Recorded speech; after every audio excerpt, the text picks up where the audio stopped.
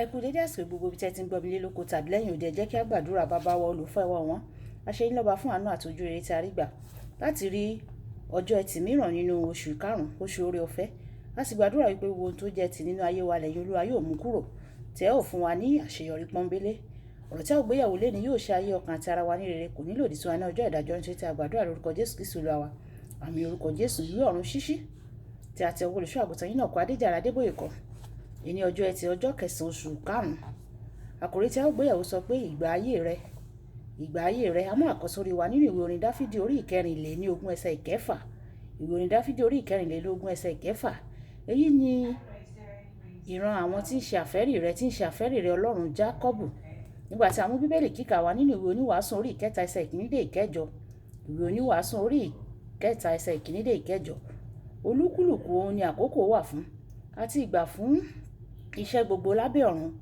Ìgbà bíbí ni àti ìgbà kíkú, ìgbà gbígbìn àti ìgbà kíká ohun tí a gbìn, ìgbà pípa àti ìgbà ìmúláradá, ìgbà wíwó lulẹ̀ àti ìgbà kíkọ́, ìgbà sísọkún àti ìgbà rírẹ́rìn, ìgbà sísọ̀fọ̀ àti ìgbà jíjó, ìgbà kíkó òkúta dànù àti ìgbà kíkó òkúta jọ, ìgbà fífọwọ́ kónimọ́ra àti ìgbà fífọwọ́ fà sẹ́yìn ní kíkónimọ́ra, ìgbà wíwárìrì àti ìgbà sísọnù, ìgbà wíwárí àti ìgbà sísọnù, ìgbà pípamọ́ àti ìgbà sísátì, ìgbà fífàya àti ìgbà rírán, ìgbà dídákẹ́ àti ìgbà fífọhùn, ìgbà fífẹ́ àti ìgbà kíkórìíra, ìgbà ogun àti ìgbà àlàáfíà.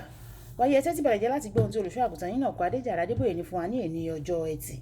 Àkókò ìgbésí ayé ènìyàn. Òun ni ìgbà tí ó wà láàrin ìbí àti kíkú rẹ̀. Ìbí Bíbélì kíkà wa tòní sọ pé ìgbà wà fún gbogbo nǹkan, àti pé àkókò kan wà fún gbogbo ète lábẹ́ ọ̀run. Gbogbo ẹni tí Ọlọ́run dá sórí ayé ni a yàn fún ète kan pàtó. Lẹ́yìn ìgbà díẹ̀, bóyá ó mú ète náà ṣẹ àbí kò mú ṣẹ, ẹni náà yóò kú ní kété. Tí o bá ti fi ayé sílẹ̀, ìran mìíràn yóò wá sórí ìtàgé. Wọn yóò sì ṣe ipa tiwọn gẹ́gẹ́ bí àlàkalẹ̀ ètò Ọlọ́run. Nínú ìwé oníwàásù orí ìkíní ẹsẹ̀ ìkẹrin, ìbéèrè ni pé ní àkókò tí o fi ṣe ipa tirẹ̀ yìí, ṣé wàá ṣe ohun tí ó máa jẹ́ mánigbàgbé ni, tàbí ṣé wàá ṣe àmúṣe àyànmọ́ rẹ, àbí wàá kàn máa lé àwọn ohun tí ayé yìí lásán? Ìwé orin Dáfídì tẹ̀lé Ọlọ́run pé ó pe ní ìwé Dáfídì sọ pé Ọlọ́run pè é ní ẹni bí ọkàn òun. Iṣẹ́ àwọn àpọ́stélì orí ìkẹta ẹsẹ̀ ìkejìléníogún. Àbájọ tó fi gbé ìgbé ayé tó ní ipa gidigidi débi pé a sì kà á sí ọba tó níyì jùlọ ní Ísírẹ́lì títí di òní olónìí yìí. Arákùnrin mìíràn Mètúsẹ́là tí a kàn mọ́ ọjọ́ ìbí àti ọjọ́ ikú rẹ̀ ni o. Òun ni ó dàgbà jùlọ nínú àkọsílẹ̀ Bíbélì, àti pé lẹ́yìn pé ó bí àwọn ọmọkùnrin àti ọmọbìnrin, kò sí ohun mìíràn tí a kọ nípa rẹ̀. Ìwé Genesis orí ìkarùn ẹsẹ̀ karùndínlọ́gbọ̀n títí di ẹsẹ̀ kẹtàdínlọ́gbọ̀n. Lọ́nà mìíràn, Énọ́kù náà ó rìn pẹ̀lú Ọlọ́run o. Èyí jẹ́ kí ìgbésí ayé rẹ̀ ní ohun tí ó ṣe pàtàkì. Nínú ìwé Genesis orí ìkarùn ẹsẹ̀ ìkẹrìnléníogún, nígbà tí ẹnìkan bá rìn pẹ̀lú Ọlọ́run tó sì ṣe ìfẹ́ rẹ̀ bíi ti Énọ́kù àti Dáfídì bí wọ́n ṣe ṣe, ìgbésí ayé ẹni náà yóò ṣe pàtàkì. Ipa ẹni náà yóò tàn kálẹ̀ lẹ́yìn tí ó bá rí kọjá lọ sí ayérayé. Ọlọ́run ń wá àwọn ènìyàn tí yóò ní ìbẹ̀rù rẹ̀, tí yóò ní ìfẹ́ rẹ̀, tí yóò sì tẹ̀lé pẹ̀lú gbogbo ọkàn wọn. Dáfídì pe ìran àwọn ènìyàn yìí, ìran àwọn tí ń ṣe àfẹ́rí rẹ̀. Ìwé orin Dáfídì orí ìkẹrìnlélógún ẹsẹ̀ ìkẹfà.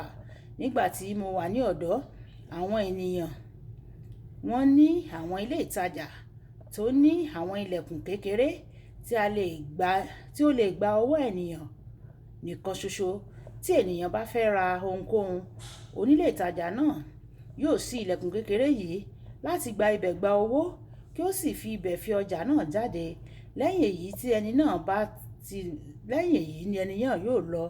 Àmọ́ ṣá, bí ẹni náà bá bẹ̀rẹ̀ sí ní pẹtẹlẹ mọ́ rírí onítàjà náà ní gbogbo ìgbà, onílé náà yóò ṣí ilẹ̀kùn gbangba kí wọn kí ó lè pàdé ní ojúkojú. Olùfẹ́, Ọlọ́run fẹ́ kí o wá òun, kí o sì wá ojú òun. Kì í ṣe àwọn ìbùkún tí ó wà ní ọwọ́ rẹ̀ nìkan ni kí o máa wá fún o. Tí o bá fẹ́ kí ìgbésí ayé rẹ dára, má ṣe gbára lé àwọn nǹkan tí o lè gbà lọ́wọ́ Ọlọ́run nìkan ṣoṣo, ṣùgbọ́n wá ojú rẹ̀ kí o lè ní àǹfààní láti mọ̀ ọ́n sí. Má ṣe bẹ Ọlọ́run fún àwọn ohun tí ayé yìí nìkan o. Bẹ̀ẹ́ pé kí ó fi ojú rẹ̀ hàn ọ́, kí ó sì fi jẹ́ tí àwọn ènìyàn kí wọ́n máa wò ọ́, kí wọ́n sì rí ògo rẹ̀ nínú ayé rẹ. Ìwé Ẹ́kísódù orí 23 ẹsẹ̀ 28 títí dé ẹsẹ̀ 35. Kókó ọ̀rọ̀: wá ojú Olúwa kí o sì gbé ní ìbámu pẹ̀lú ìfẹ́ rẹ̀, kí ayé rẹ bá lè ní ipa nínú ayé. Ẹ jẹ́ á sọ pé bàbá mi, Olúwa fún mi ní oore ọ̀fẹ́ láti máa wá ojú rẹ kí n lè ní ipa nínú ayé, kí ògo rẹ kí ó sì lè tàn nínú ayé mi. Olúwa yóò sì ṣe bẹ́ẹ̀ fún wa gẹ́gẹ́.